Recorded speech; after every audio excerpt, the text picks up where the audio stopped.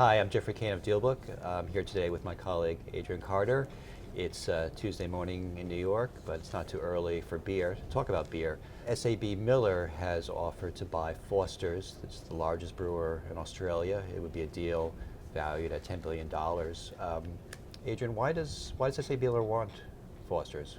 Australia is a great market. If you look at the economy, it's growing about 3.4% thanks to the commodities. And the Australian beer market, while declining, actually has really high margins. And so SAB thinks that's the opportunity, declining market share for Foster's, but really high margins. So they think they can jump in there with their resources, with their efficiency, with their scale to really eke out some extra growth there. All right. Now, Foster's has rejected the offer, saying it undervalues the company. SABMiller saying it's going to press ahead. We had in Australia, on the Australian Stock Exchange, we had the shares of Foster's jump sharply today. What's likely to happen next? Well, I think what you're seeing here is really the first move, the first offer. And so they're putting it out there, seeing what Foster's will really take and what the market is really expecting here. So you can probably expect SABMiller to jump back in with a higher offer. This is really just the opening bid. Mm-hmm. Now, in the beer industry, we've seen a number of big deals just in the last few years.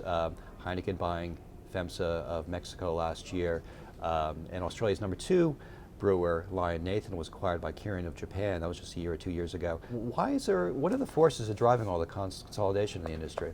Well, if you look at a lot of places, it can be a really slow growth industry. You've got a lot of margin pressures like commodity prices, the stuff that goes into the beer is getting costlier.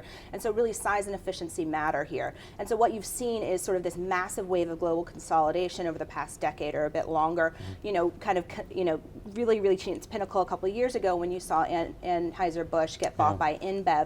And so what you see is the largest 4 players now make about 50% of the market versus about 20% of it about a decade ago. And so really size matters. Mm-hmm. So is it possible that any of those giants might want to jump into the fray here and make their own rival bids for Foster's? Well, you're seeing speculation that perhaps Asahi could jump in or somebody like Modelo could jump in, but SABMiller has really been the presumed suitor from the beginning. And so even though you're seeing Foster's reject the bid, you could expect them to come back with a higher one.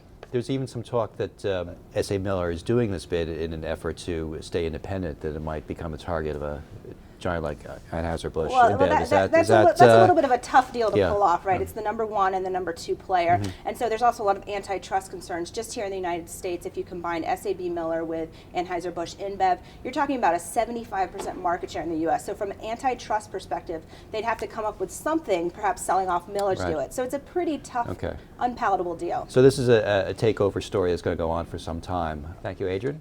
This is Jeffrey Kane for DealBook.